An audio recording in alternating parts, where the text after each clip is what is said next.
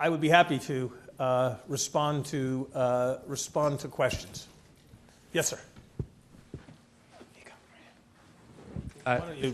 I'm Steve Charnovitz at George Washington University. Thank you for that great presentation and for your excellent work over the last several months.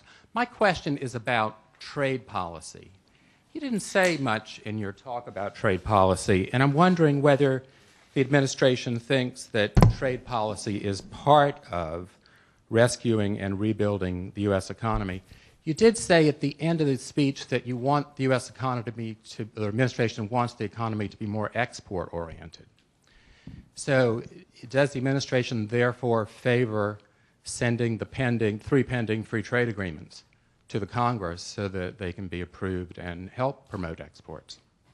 Somehow I had a feeling that I wouldn't get in and out of the Peterson Institute without that question being asked. The President's made very clear his commitment to an open trading system. He's made it clear with his insistence that the stimulus bill be WTO compliant. He's made it clear in talking about climate legislation that he is very much aware of the dangers of protectionism. He joined the G20 leaders and the G8 leaders more recently in making clear a commitment to maintaining and moving forward on openness during this period. There are particular issues with respect to each of each of the agreements that you referred to that need to be worked through. But at the appropriate point on the political calendar, if the appropriate steps can be taken, we would very much like to see those agreements completed, as we would very much like to see the Doha round brought to a successful conclusion. At the same time, I think it's very important to recognize what has to be top priority right now, which is resisting, and there are reasons for concern in many parts of the world, steps back towards economic nationalism. That's why the President has been very committed to increasing our efforts to enforce existing trade remedies and to pursue issues of violation at the WTO. That's why we have been very focused as an administration on supporting exports and assured that trade finance was a major subject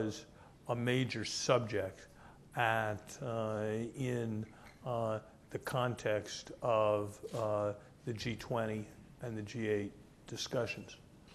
But I think one does have to look at the numbers, Steve, and I think what you see when you look at the numbers is that there's been a very substantial, almost unprecedented contraction in trade in the last 6 to 9 months, and that it is very substantially explained. Some people would say totally explained, some people would say there's a residual, but everybody would agree, dominantly explained by the global macroeconomic contraction. And so for any friend of trade, the most important issue right now has to be achieving economic expansion. And as we achieve economic expansion, do so in a cooperative way. And I think the President has made an important contribution in that regard by putting the growth strategy questions at the center of the G20 agenda in London and, of course, in Pittsburgh in September. Yes?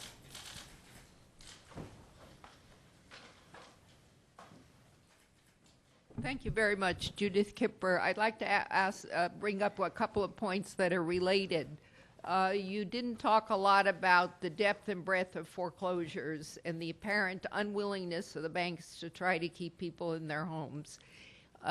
In addition to that, do you have confidence that the banks who helped to create the problem and the CEOs and chairmen and CFOs who are still there are assuming a little bit of responsibility, or at least self-discipline, to do what is right for the country and not only for their bottom line? Because there's a lot of suspicion that those banks that gave back the money so quickly did it so they won't have the feds looking over their shoulder, and they continue to do the same hanky-panky waiting for new regulations, which is going to take a long time.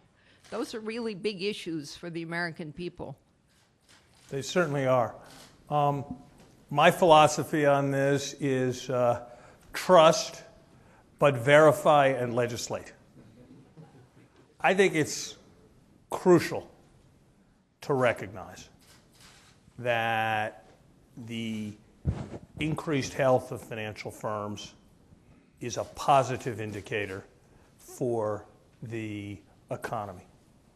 The ability of financial firms to pay back the resources they received from the government is a positive and a favorable sign. But let me be absolutely clear.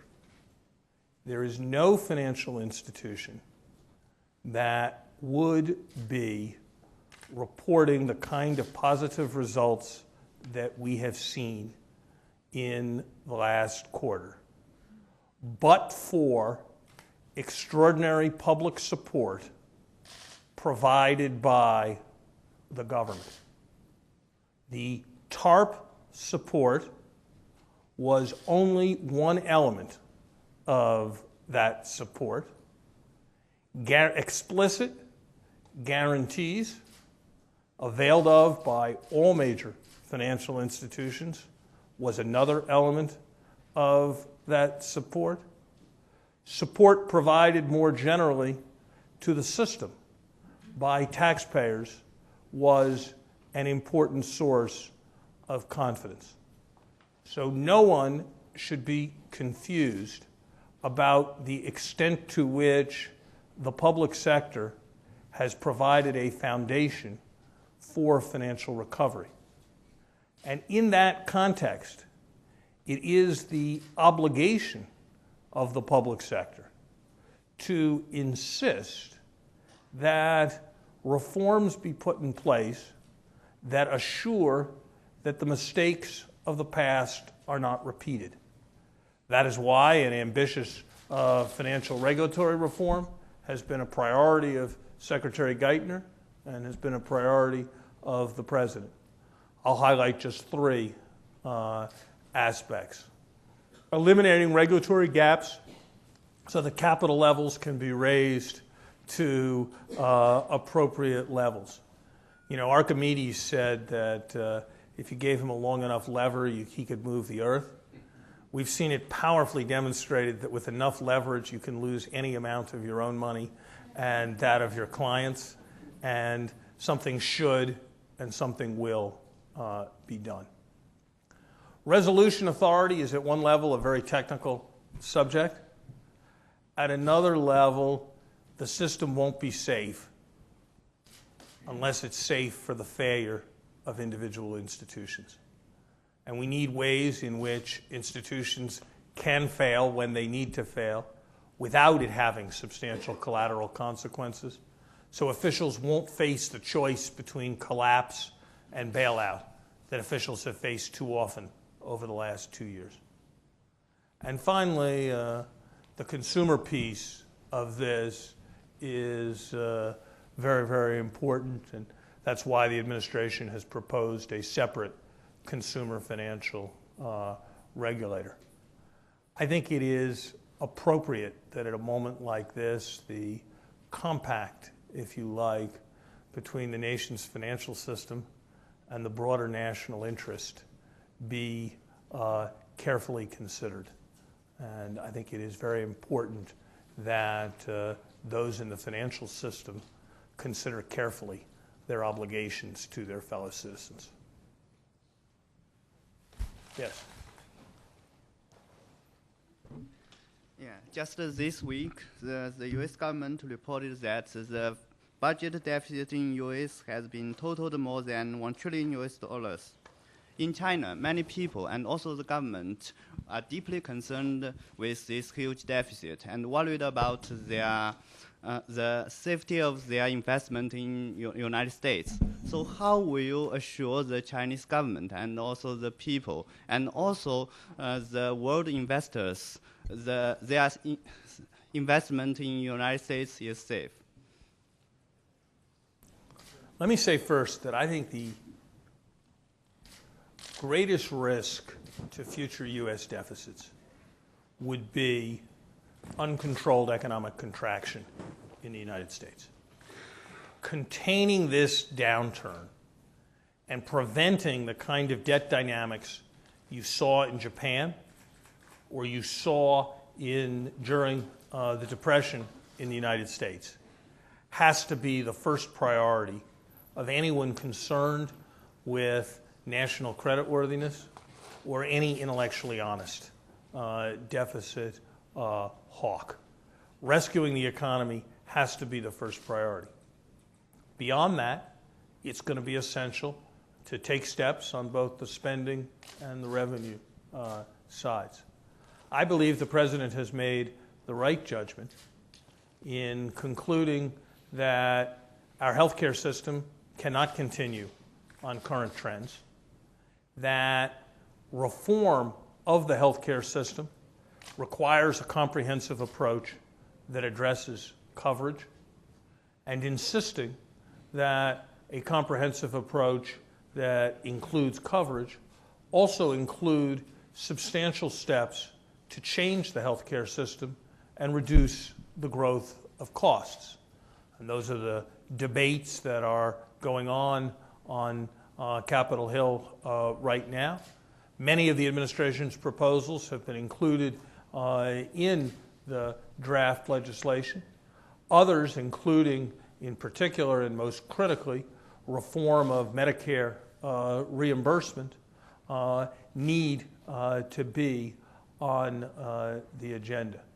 But we need to rescue this economy first, but we are very focused, and the President has made very clear his commitment to bringing down the rate of debt and the ratio of debt to income in the United States. Yes?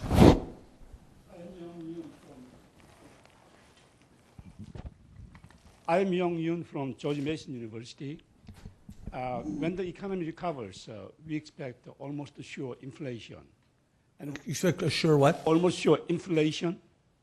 And what is the policy plan in preparation for that? Well, when I was at the Treasury, I went 8 years without commenting on the activities of the Federal Reserve, and I don't think now that I've moved to the White House would be a very good time to start. I think that goes to the issue I addressed in my speech and addressed as I commented on the last question. Getting the economy going again has to be the first priority. But we can't be stimulative. It's necessary not to be stimulative any longer than it's necessary to be stimulative. And that goes to budget policy, and it goes to the exit strategy for the central bank. I would not try to argue with you about inflation forecasts. I would note that if you look at the experience of industrialized countries, inflation accelerations typically, almost universally, have one of two predecessors. Either substantial supply shocks, and that's why comprehensive energy policies are important, or periods of below normal unemployment and an overheated economy. The prospects of an overheated economy from this point do not appear to be our most urgent problem. And I'd also note that market indicators such as the spread between index bond yields and nominal bond yields are not suggesting large alarm about inflation, even prospectively. But we are very much aware of the lesson of the 1970s, and it's a lesson that's been taught many times before, that if you wait until inflation threats are conclusively established, you have waited too long. And that's why we in the administration are constantly monitoring the economy with an awareness of these risks and a recognition of the importance of long-term fiscal sustainability. Yes?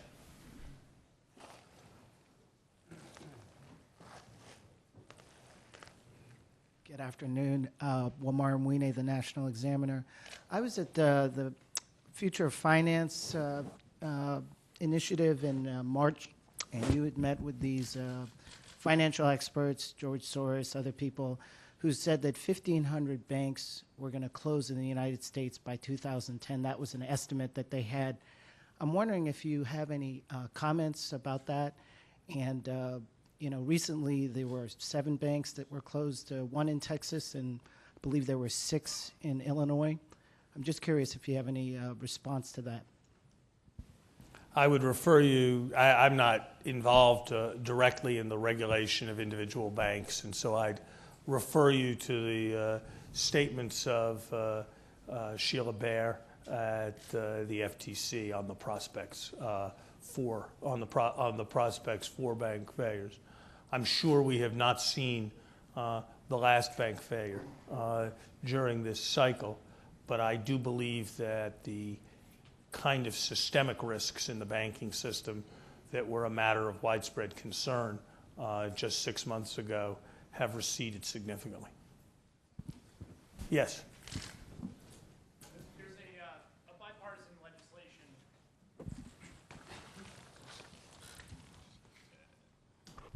Chris Hayes from The Nation. There's some bipartisan legislation moving through the House currently that would require the General Accounting Office to audit the Fed's balance sheet. You mentioned effectively managing a reduction of the balance sheet as recovery picks up, and I'm wondering if the White House supports that legislation, and if so or not, why or why not? I don't know the details of the particular legislation you're referring to, so I can't comment. We have long been, the President has long been a supporter of both the independence of the Federal Reserve System and the need for appropriate transparency regarding the activities of the Federal Reserve System. And so measures which are directed at appropriate transparency are measures that we would support. Measures that would compromise its independence or compromise its ability to carry on normal kinds of financial operations would not be measures that we would support, and I'm just not familiar with the details of the legislation you refer to. David? Dave Walker. First, the Federal Reserve is audited at the present time by a Big Four outside firm for a financial statement audit, so it's not clear what that legislation would be trying to do, and I haven't read it. But as the former head of the GAO, I know that. Secondly, Larry, thank you for your service, and you're exactly right that we need to focus on the short term before we focus on the structural. You're also right that health care is the real thing that we have to deal with.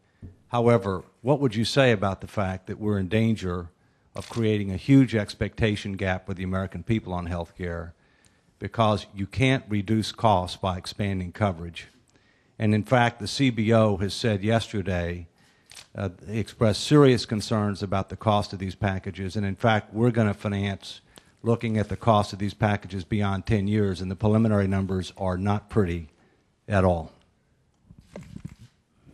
David, you've just demonstrated another lesson I've learned over the years here in Washington, which is that whenever in a public place somebody thanks me for my service, that it's time to take the thanks and leave, because the rest of the question is likely to be, shall we say, provocative.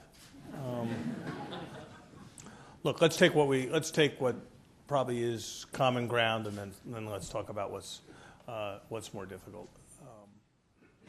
I don't see how anybody can look at the excess of the growth rate of healthcare over the rate of GDP that's prevailed for many years now in the United States and believe that that can be sustained indefinitely with a healthy economy and a healthy federal budget.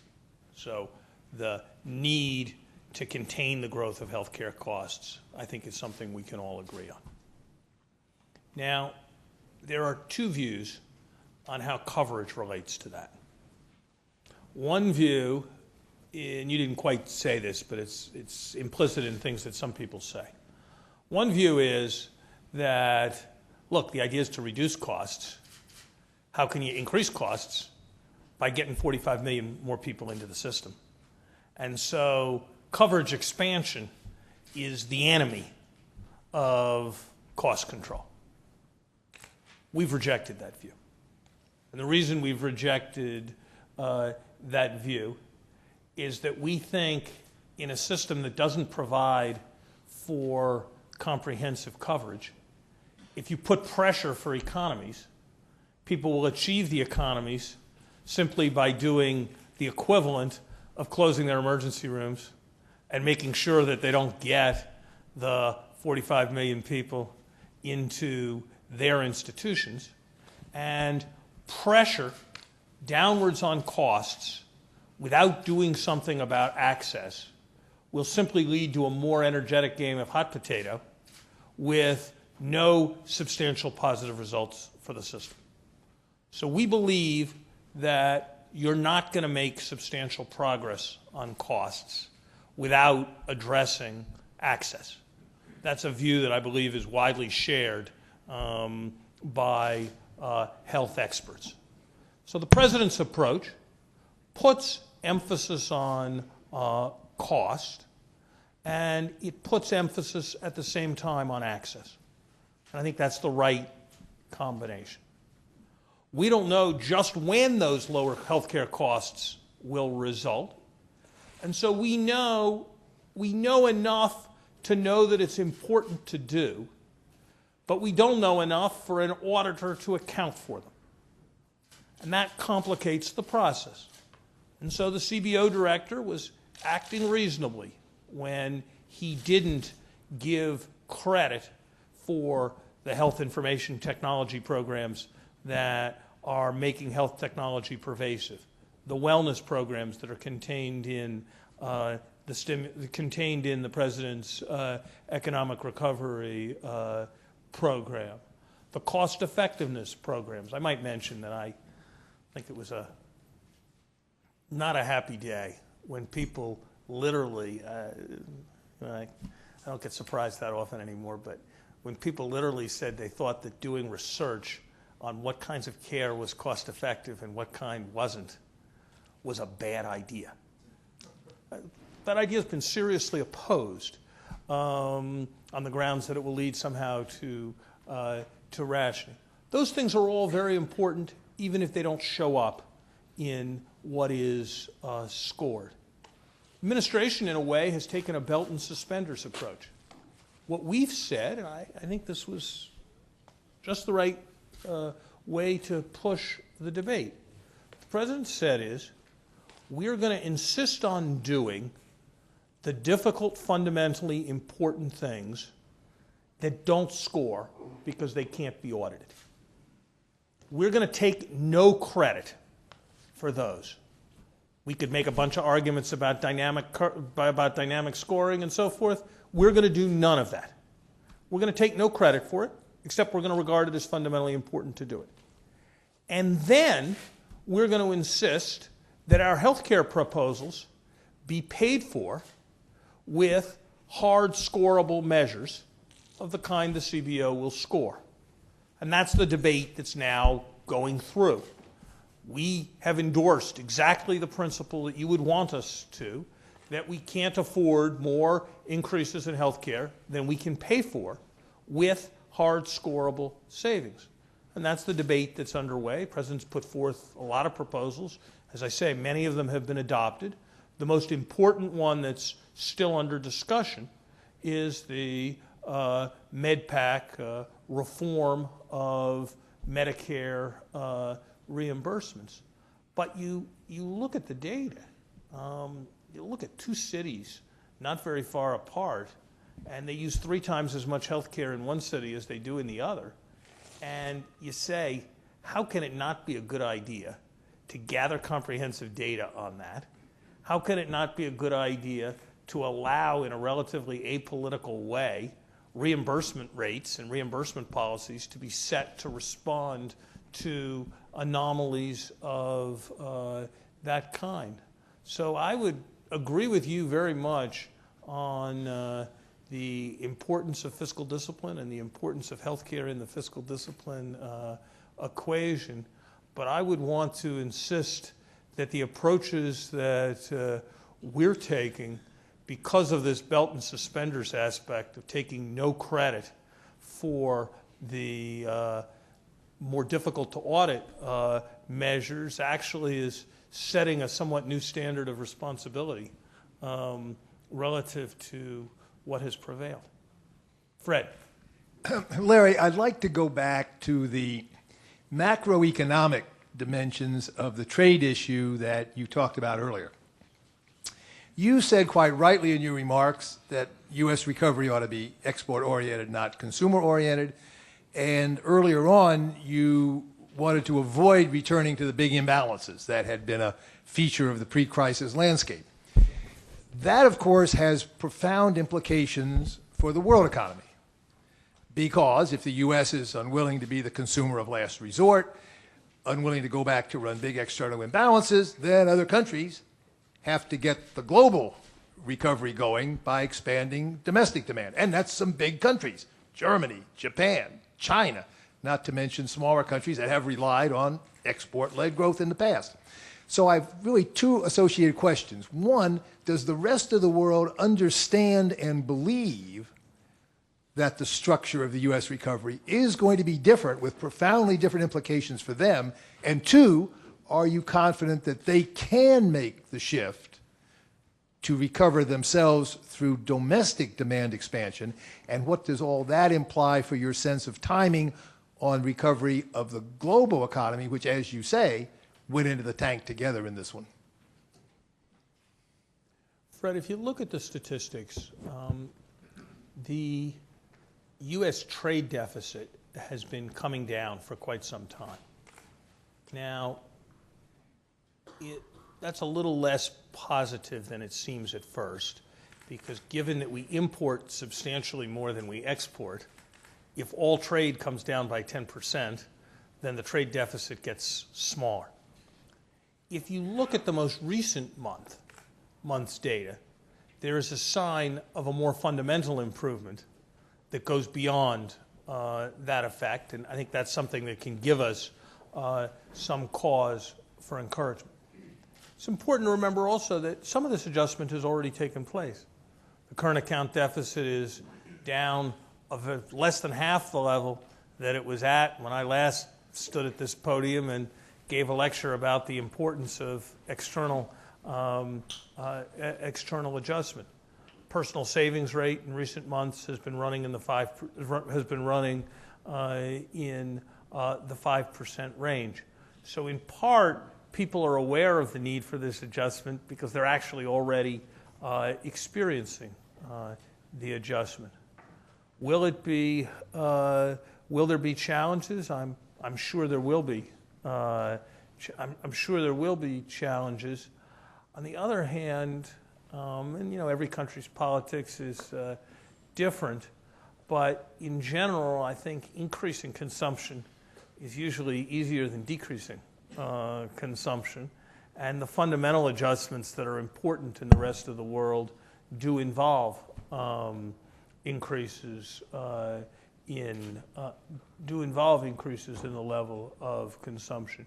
But I think this is going to be a crucial issue going forward, and one of the things that economics teaches, but that economists sometimes miss, is the fallacy of composition. And there's a great deal of economic evidence that export-led growth is good, but there's the fallacy of composition that not everybody can have export-led growth. And I think that's going to be an important theme of global economic discussions going forward. Thank you very much. Larry, thank you. It's terrific.